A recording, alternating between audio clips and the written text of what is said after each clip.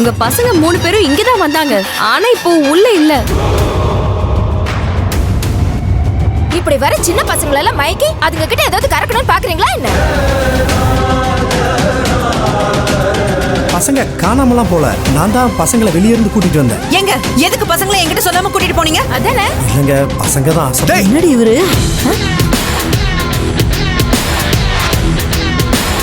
வினோதினி புது வசந்தம் இணையும் மகா சங்கமம் நாளை பகல் 1 மணியிலிருந்து 2 மணி வரை 1 மணி நேர ஸ்பெஷல் உங்கள் சன் டிவியில்.